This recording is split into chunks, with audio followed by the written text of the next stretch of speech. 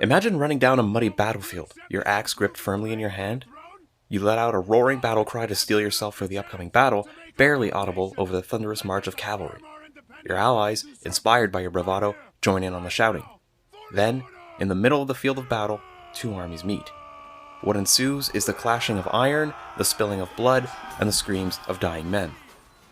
That's Chivalry 2 in a nutshell, the sequel to 2012's Chivalry Medieval Warfare, a game which became, for all intents and purposes, an industry phenomenon, is all about doing things bigger.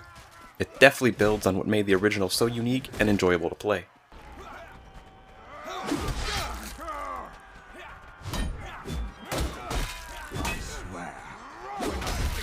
Chivalry 2 is an online-only game, so if you're looking for a single-player medieval story experience, this isn't the game for you. But that isn't to say that Chivalry 2 doesn't have a story. The game does, in fact, have a rather deep lore behind it. If you want to gain a deeper knowledge of the Chivalry universe, you can spend some time reading up on the backstory in-game. But even just playing can give you some narrative, as each map tells the story of a specific battle. Battle of Warden Glade. Escape from Falmar. The meat of the game is its 64-player mode, in which two teams of 32 players, either the Agatha Knights or the Mason Order, take part in all-out medieval warfare. In team games, there are two modes on offer. The first is Team Deathmatch, a classic multiplayer mode that needs no introduction whatsoever. The other game mode is objective-based, and it's in these objective modes that Chivalry 2's scale and gameplay really shine.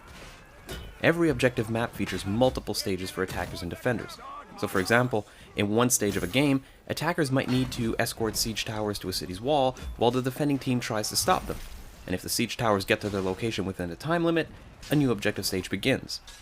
But while teams are working toward each map's multiple objectives, it's all-out warfare in every direction. Arrows fly high above, huge rocks fired by players from catapults crash down next to you. A teammate just got his arm sliced off and is using his last moments to drive a dagger into his enemy. Developer Torn Banner said that they were going for a Game of Thrones, Hollywood-esque depiction of medieval combat on a massive scale, and they absolutely nailed it. You can't go 2 steps without some kind of action taking place. Now at launch, the game has a total of 8 maps. 5 of those are dedicated to objective-based games, while the other 3 are for Team Deathmatch and Free-for-All. You might think that only 8 maps could quickly get repetitive, but in the dozen or so hours I've put into the game, I haven't found that to be the case. Objective maps especially are huge. They vary from dark forests to castles, towns, prisons, and more.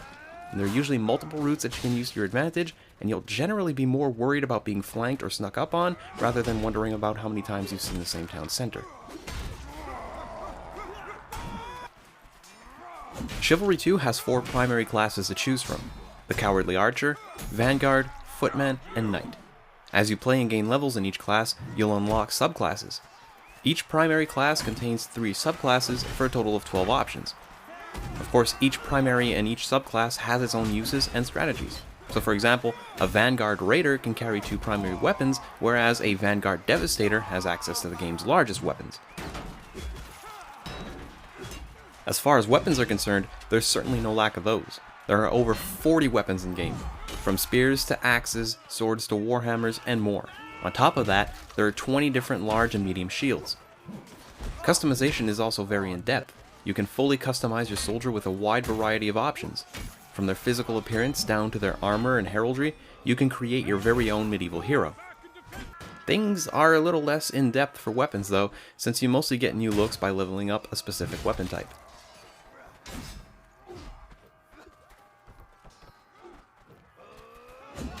Combat in Chivalry 2 is one of the most impressive implementations of melee combat in multiplayer gaming, as it should be given that the game relies almost entirely on it. In fact, melee combat is so good that it's quite frankly possibly the best melee combat system ever. It's visceral. You can almost feel the weight of your weapon as you swing it. Animations are excellent, and it's important to note the fantastic sound design. Slamming a giant hammer against an iron shield sounds different than slamming it against an enemy's armor. Now the game's combat system is easy to learn, but hard to master. Normal attacks, heavy attacks, counters, parries, ripostes, stabs, overhead swings, throws, blocks. You'll need to be well acquainted with every one of your tricks in order to be successful. Can you brute force your way through a fight? Sometimes. But a lot of Chivalry 2's combat is about stamina management.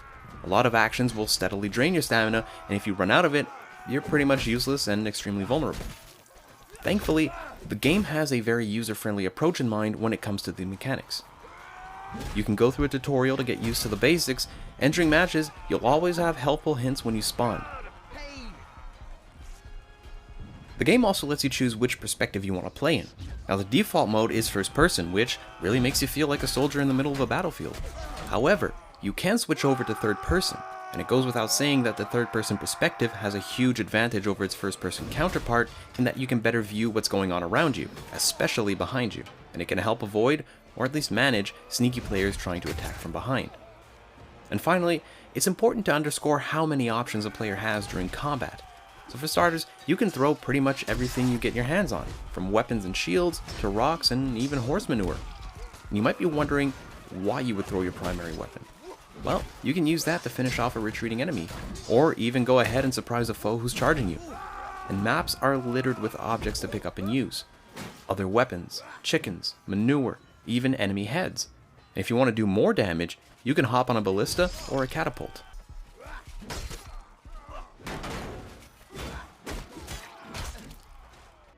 One major issue I found with the game is its menus. They aren't the most intuitive, and I often found them to be pretty cluttered. Between the game's launch and this review's publication, menu navigation has been improved a little bit, but it still remains confusing to go through any customization menus. It got to the point where I barely customized any classes or weapons. And setting up your loadout is also in an odd place. From my experience, loadouts can only be customized during a match, so if you want to change weapons, you have to get out of the action for a few seconds or wait to die and do so. And while this isn't a major issue, being able to customize loadouts before a match would be a nice quality of life feature. And of course, not all game modes are created equal. Free-for-all is the weakest mode in the game. It's not that it isn't fun to hop into a match and rely on yourself, it's that the mode is often littered with AI bots. And speaking from experience, it's bad enough having to defend yourself against two enemy players only to have an opportunistic player sneak up behind you, but things get really frustrating when a bot shows up out of nowhere and serves only to drain your stamina.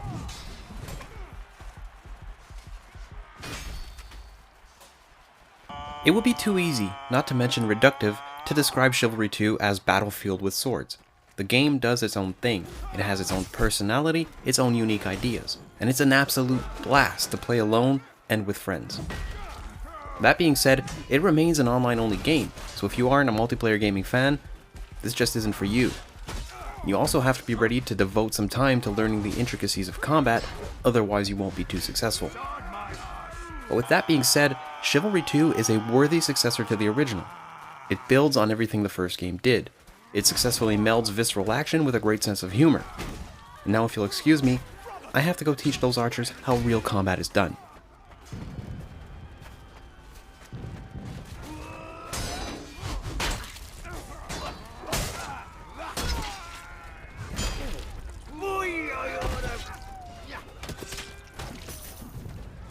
Time for a kip. There's more fighting left to do. Take those bowmen out! The signal.